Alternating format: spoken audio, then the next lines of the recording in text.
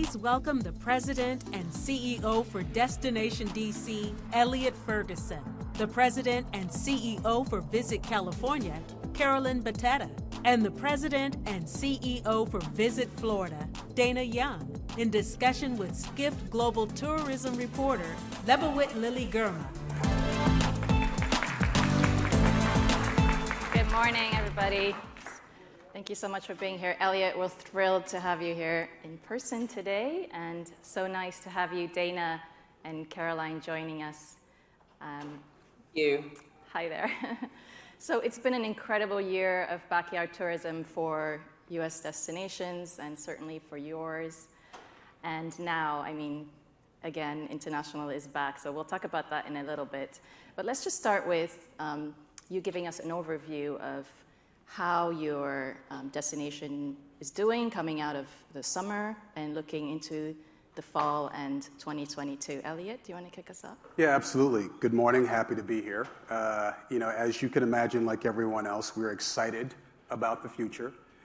It's almost like that Paula Abdul song, one step forward, two steps back, in terms of planning and understanding what's next with our industry. But I think the positives outweigh the negatives in terms of being able to ramp up again. The good thing about a city like Washington is that there's so many amazing things in which you can do outdoors. So, with monuments and memorials. So we've been always able to sell those assets, but clearly we're missing so many other opportunities with business travel and others. So what are you looking at going into, just to give us a cautiously optimistic, especially with the domestic travel opportunities. Those will continue to grow. We're optimistic about international, even though we know it's going to be a while before we get off the ground. Okay. And with the meetings market, we have a lot of great conventions scheduled for next year, and we're just keeping our fingers crossed that they'll still stay in place. Dana, do you want to tell us what you're thinking of, what's top of mind for you as you come out of the summer for Florida?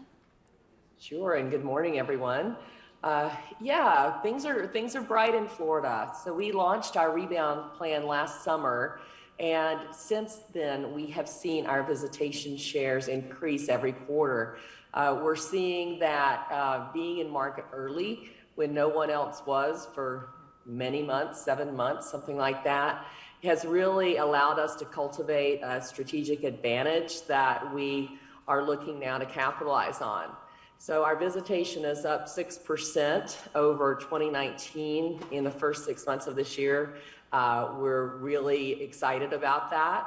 As we look at the KPIs, we are outperforming the nation in every one of them. Hotel demand, visitor spending, air capacity. This is huge. Airlines have been moving routes to Florida because the leisure market is so strong. Yeah. So our air capacity is up about 10% over 2019, while the rest of the country is down around 7%. Okay. So as I said before, the future is bright, but we aren't satisfied at this point just to regain what we had. Our goal is to increase our share across all markets, domestic and international. So that's what we're going to be working on over the next several months. Thank you. Caroline, do you want to give us a snapshot of where Visit California stands going into the fall? Sure. We have very much rising optimism as well. Certainly lower case rates and the increase in vaccine availability in the early summer definitely gave all of us a boost, including us. We really pivoted and focused in our in-state market, which was a silver lining for us that was incredibly important. I think we all know we have a long, jagged road ahead of us, but on the marketing front, we definitely had a boost in terms of stimulus, which I'll talk about later, but it really gave us an opportunity to put a multi-layer campaign approach together and continue that past July 1st. And combined with that, we really focused, as you know, our governor has been very focused on visitor safety of residents, and that's been really helpful in terms of what we've been tracking in terms of destination readiness. National surveys, visitors are looking at visitor safety in a destination in terms of kind of the top 3 answers in qualifying whether they're determining at this point if a destination is, quote, ready for them. So, Okay. you know, between getting the word out and really staying focused on that safety message, we actually went from bottom of the pack, you know, back in the spring to now rising to the top of the pack against our competitive set, just as late as September 5th, frankly. So it's kind of all working together, but, you know, like all of us, I think we just have to remain fluid and flexible and cautiously optimistic. And with this latest announcement on international travel, we're also laying some good foundation there. And I'm sure we'll talk about that. I'm glad you mentioned staying flexible, because that was my next point, is that DMOs have really learned the art of the pivot. It's just such an unpredictable travel landscape, but also just aside from the pandemic, even we've had so many other events. You know, DC had January 6th. In fact, you just had over the weekend another right-wing rally and had no idea what was going to happen. Right. And same for California. You've had, you know, wildfires and areas like Lake Tahoe being affected. It's just, you know, that added layer of unpredictability. So Elliot, tell us how you've sort of shifted your mindset and your strategies. I mean, do you have multiple strategies and scenarios in place? And what's the worst that you're ready for as the capital of the United States? Yeah, absolutely. I think, well, I moved to DC December 2001. So as you can imagine, I moved in a pivotal time in terms of crisis in America. Since then, we've had sniper, anthrax, 4 government shutdowns, the insurrectionists, and the list goes on in terms of ways in which we've had to pivot out of necessity. Of course, the crisis of 2008, 2009. So our playbook is tied to being able to react quickly and remain as informative as we possibly can, because we recognize the fact that these, you know, from a global perspective, there's a lot of consternation in terms of travel to the U.S. when these things happen. And anything that happens in the U.S., the global community thinks that, you know, Washington, D.C. is either a target or knows something about... So you have multiple strategies in place? I mean, I know you said that you don't believe in 5-year plans anymore. Let's just say I'm very cautious. History has shown that you have to have a plan in place tied to things in which you know that will happen in your community, new developments or what have you. But every time we've done a 5-year plan, I've been, you know, very skeptical about, okay, well, we've got this plan in place because we have to do it. But then we have a plan that's tied to the next 12 to 18 months and or things that happen within that time frame. So it's extremely important to recognize that whatever you put in place or whatever you think will happen in 5 years, it continues to change. You know, there's disruptors that, you know. And Caroline, I suspect that's also your experience with the, you know, with increased climate crises and wildfires. You have multiple strategies in place now? Yeah, absolutely. I think the biggest one really is all about our flexibility on the media front. We've had to build media plans that we can, you know, change and pivot and even pull down in a 24 to 48 hour window. So that looks like a picture of, if we're running billboard, we're only buying digital billboard, because then we can pull it off within 24 to 48 hours, for example. But even with our internal operations, for example, with international shut down, our AVP of international, Leona Reed, stepped in to manage the media day to day. I mean, it's a huge differential, but being able to have the team ready to move around internally really was a real strong playing card for us that helped us navigate through let's hope the bigger part of the crisis, and that we're coming out to the entails at this point. Right. So let's talk about messaging also, which is another aspect of destination management organizations that's shifted considerably, with travelers changing, as well as the markets shifting and the uncertainty. And you've all handled this very differently. Elliot, with DC, what are some of the lessons that you learned from this whole push of showing a more authentic side of Washington, D.C. as a destination and Experience DC campaign? Yeah, the campaign is, of course, tied to, we appreciate the domestic market. I'm sure the ladies would agree, but we really covet the international market. That's not happening right now. So the campaign is really tied to the 50 million people that live within 4 hours of DC.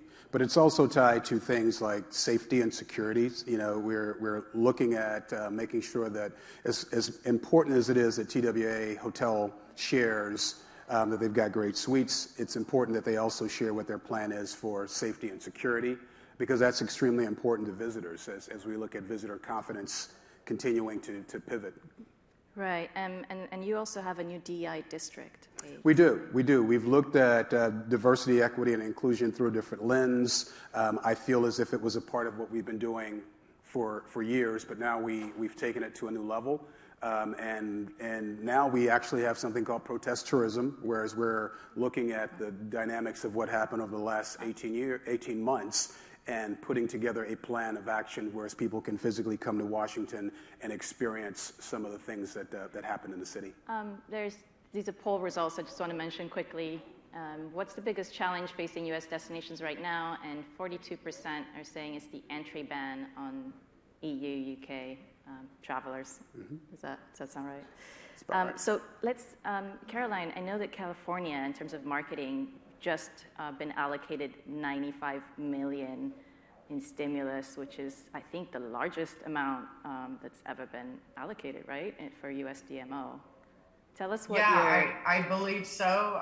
It's certainly been a game changer for us. Really appreciate the leadership of the governor and our legislators on that. I mean, a message to all of us in the travel and hospitality space. I think, over the last 20 years, we've really made a lot of headway in terms of our relevance as an economic engine for communities across the nation. I say that to all of us, that we were looking at this a year ago and had marked 45 million, frankly, as something that was really important to change the mix when we knew it was time to market.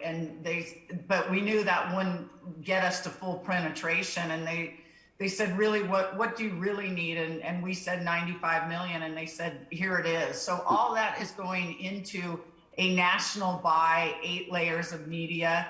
And it couldn't have come at a better time because we can package those messages with the fact that even the CDC, even as early as today, is speaking about California as being the #1 state in the nation in terms of the least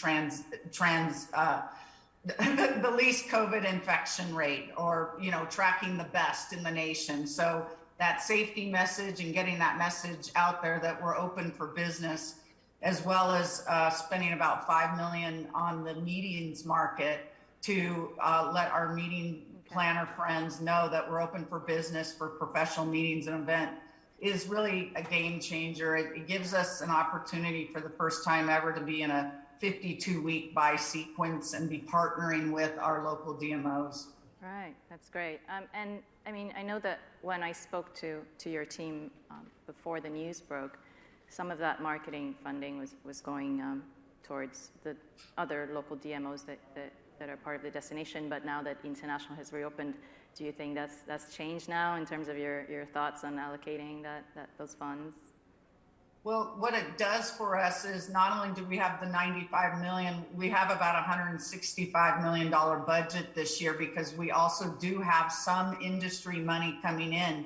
So what it allows us to do is stay heavy on the domestic front and then start to move those international dollars into the international front. So we've been in communications for the last several months with our partners in Mexico, Canada, the UK, anticipating this, and have already started to roll out initiatives, just awaiting the news.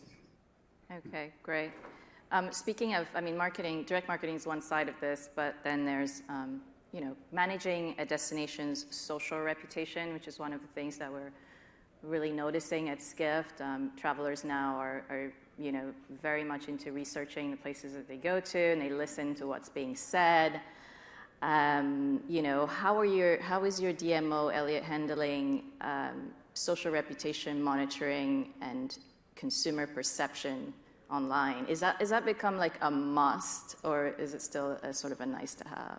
No, it's a must. I think that because their perceptions of each of our, the state of Florida, state of California, and DC, we monitor and try to focus on changing the perception of DC. We love monuments, memorials, and museums, but that also resonates as dull and boring to a lot of people.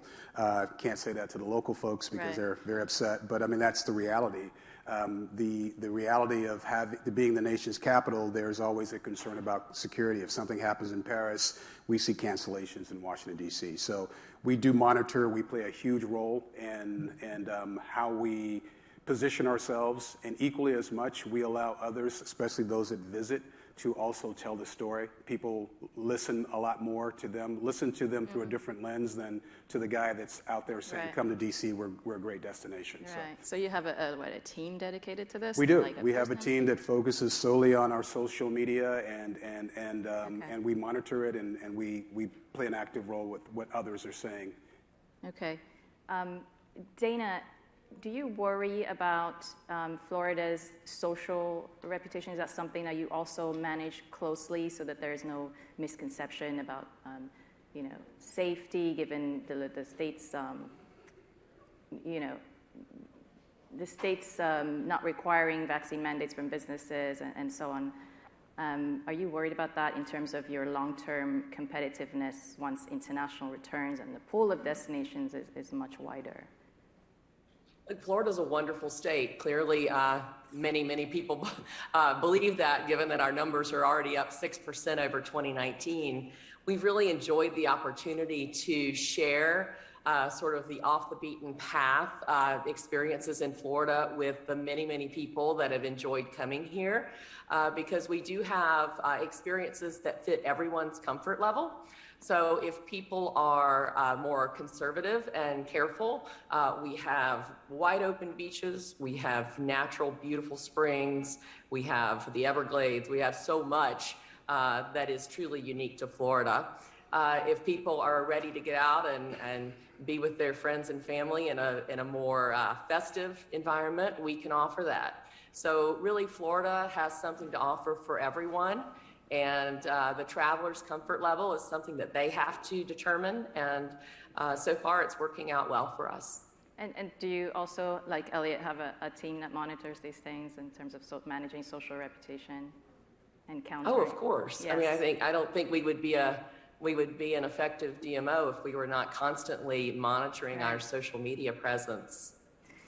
Okay, let's talk about communities. Yesterday we talked about how, DMOs, well, not DMOs, but generally how travel stakeholders are interfacing more with their residents and giving residents a voice into the kind of tourism that they are ready to have or willing to have in their backyard. And certainly DMOs have been doing that as well, talking to their insiders rather than outsiders.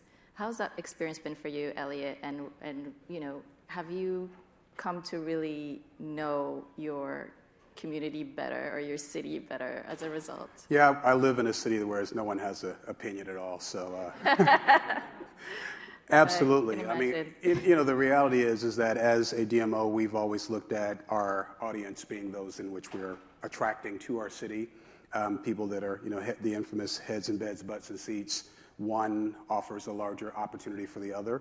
And we have changed our strategy a lot more. I know Florida and California have done the same things. We want the local community to understand why tourism is important, and I think the pandemic has really given them a chance to understand the economic impact of what happens when people don't come. We've changed our strategy, whereas even our website, washington.org, it's for those that live in Washington, D.C. We want them to use that when they've got that family member that's coming in for the weekend. So we've embraced their opportunity to share a lot more with them, even though we also share with them that our marketing is not necessarily for them, it's for those in which we're trying to attract. And it's been very successful. So do you all think that this is going to, do you plan on having this continuing, or marketing to communities versus outsiders, or is that going to dissipate as the deep-pocketed international traveler returns? Caroline or Dana. Sure. I think what you were asking was from more of a visitor perspective. Are we going to be marketing to ourselves or Yes. returning to international? That's right. And also what I heard you say? Yes, and prioritizing communities, getting their input and, this whole focus. Absolutely. I don't think we'll ever leave the lessons learned out of COVID and the situation we all shared together. We embrace stewardship, which was inclusive of communities prior to COVID, put together one of the first comprehensive destination stewardship plans. Frankly, it was in a draft form, but it was done and ready to be socialized as a phase 2 with our industry. COVID hit, put it on the shelf to deal with the crisis at hand, and quickly pulled it off the shelf because what we were experiencing in California is our beyond the gateway cities and destinations actually experienced over tourism or first time visitors out to, our national forests and like our ski resorts, and really needed to use that stewardship framework to educate visitors to these first time areas of responsible travel. And much of that really, that strategy to be successful is bringing in our residents in order to do so. And that was new for us. And it's kind of this evolving pendulum of going from destination marketing professionals to destination management professionals for all of us. So we reached out actually to the Travel Foundation on a multi-phase educational program for DMOs that was very active and engaging for all of our communities. And frankly, the key takeaway was that in order for all of us to build better destinations, our tourism partners, ourselves, we need to know exactly what residents are thinking. They need to be part of the process. And it's part of what we need to do together on a global level is not only encourage responsible travel, but to make sure these communities are better served by visitor spending. That should be our KPI going forward, and we're really trying to pivot to that. And I'd love to answer that question as well from a little bit different perspective, because in Florida, our economy is based on tourism. Tourism is the reason that Florida does not have a state income tax or personal property taxes. Basically, the largest cost of running our government is paid for by people who don't live here. And so as the pandemic, reared its ugly head, we realized that we needed to market to our residents first, as everyone here did.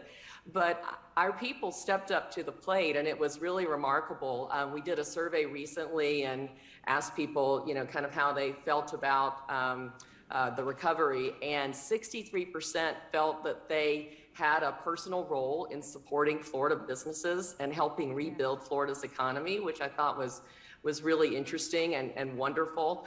And they said that when they started traveling again, which they have, that they would visit a Florida destination first because they felt an obligation and a responsibility to support our tourism businesses. And so we have never marketed to Floridians before, like so many others, but it was so well received and so positive.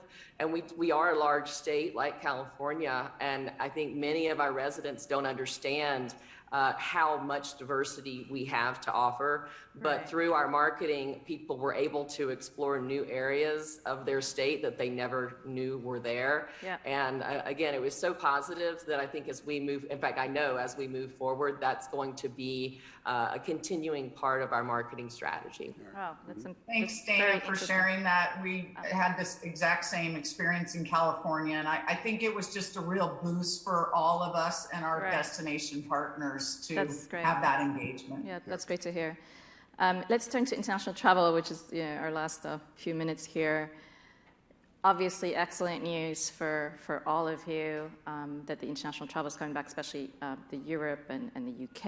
And Elliot, I know you and also Caroline were on a call with the Department of Commerce, has a travel and tourism advisory board, and I know that coming out of that, you had suggested ways for the government to handle international visitors coming back, but then the decision came like 2 days later. I mean, did you know that it was coming this fast? Well, it was because of Carolyn and I. I figured. That's what I was getting at. No, it was the TTAB, for one, we have a secretary that really understands our industry, understands the importance of it. So being able to share with her the importance of lifting travel bans, which was a huge topic of conversation during the meeting last week. We'd like to say that it resonated in a way where it made a difference, but let's just face it, I'm sure that there has been a lot of pressure on the administration to change that.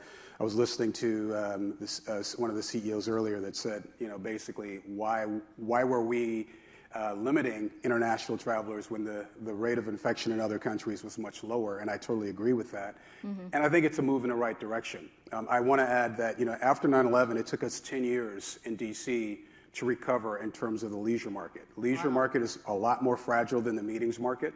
And though we don't feel that it will take as long because there is a level of interest, as a destination, the U.S. as a whole, there's a certain reality. There are a lot of great countries out there that folks can visit in the interim. And, it could take a few years before they say, well, now I'll go back to the U.S. So this has been a step in the right direction, and we're very happy with it. So what will your approach be like? Is there anything you can share with us in terms of, are you already seeing the pent-up demand? Are your hotels telling you? And what is your approach going to be in terms of which traveler will come back first to your destinations? Dana, do you want to take that first?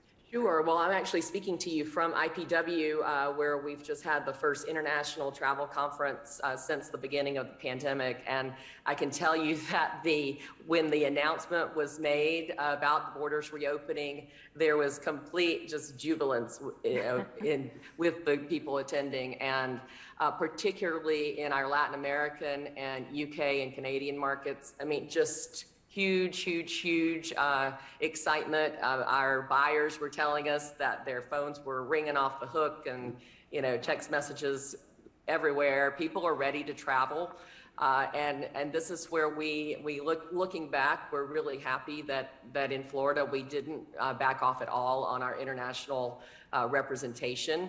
And in fact, I'm leaving here tonight and headed to London with our team on Saturday to start rebuilding our partnerships with our UK key partners and build some new alliances. So not only have we not backed off, we are actually at this point hitting the accelerator, and our goal is to build our market share in all of our key markets in the next year and a half.